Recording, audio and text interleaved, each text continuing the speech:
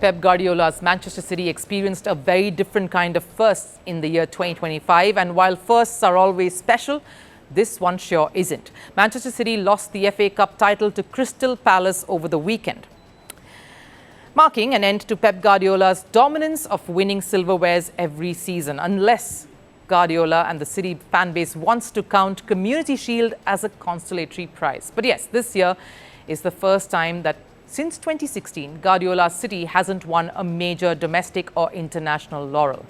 Is Guardiola's cycle at City over, or is the oil money losing its magic charm? Ever since Manchester City signed up Pep Guardiola, the club has been a strong force in English football. The noisy neighbours of Manchester United let their results do all the talking. Unfortunately for the Red Devils, it was the blue that became the more popular colour in the last decade. The Spaniard dominated EPL with 6 league titles and 4 League Cups. He followed it up with 2 FA Cup wins. In the international arena too, Pep Guardiola led City to their maiden and only Champions League glory, won the Super Cup and backed it up with the Club World Cup. He was crowned FIFA's best for this too. And this has been the Guardiola legacy at Manchester City. They could sign on the best players, and they've had the privilege of having some of the best in the business walk through their grounds. It's reasons like these that the otherwise cold and gloomy Manchester has been a preferred destination for many around the world. Top players such as Kevin De Bruyne, Erling Haaland, Rodri or Eke Gundogan, to name a few, ignored the London tax or sunny Spain to work with the best and add more silverwares. But the 2024-25 season was far from this. The club and the manager both experienced a massive cycle of grief, emotions that were hard to go unnoticed, and Guardiola too made it evident. He was angry, frustrated, in denial, and finally the acceptance of it all. The extent was such that Guardiola even hurt himself owing to Manchester City's abysmal run.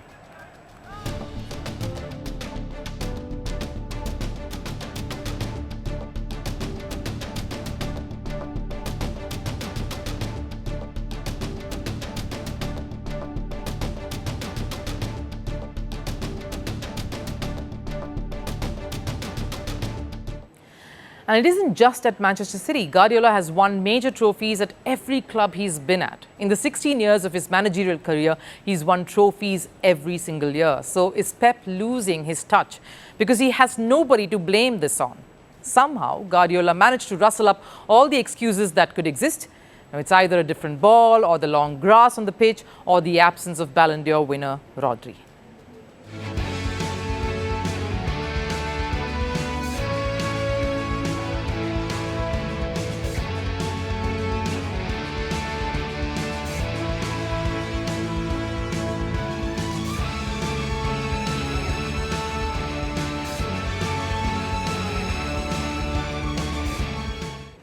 But no genuine reason for this fall from grace. He had some of the best players in his lineup, and he was competing against Liverpool, who was in a rebuilding stage under newly arrived manager Arne Slot. Their biggest rivals, Manchester United, didn't have a great season. The club is struggling in the 16th spot at the APL points table. The remaining of the big sis, Tottenham, also struggling at 17th.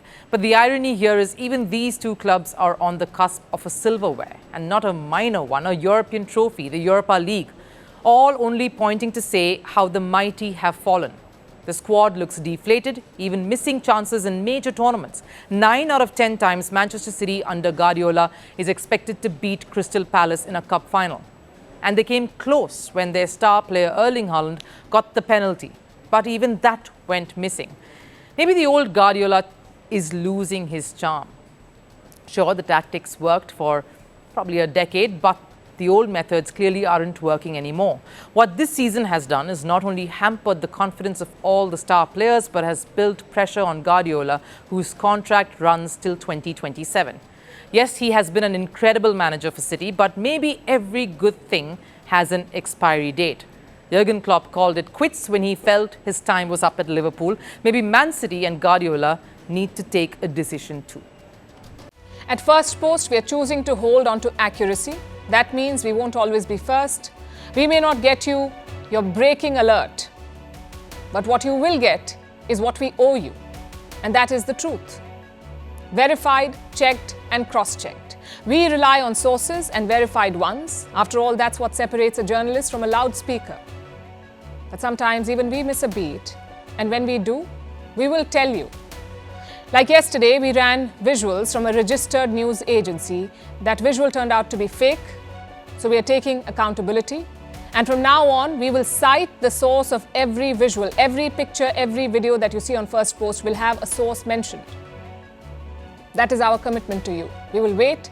We will verify, we will ask again, and only then will we tell you. No noise, no panic, just the facts. Because right now, that is what the country needs most.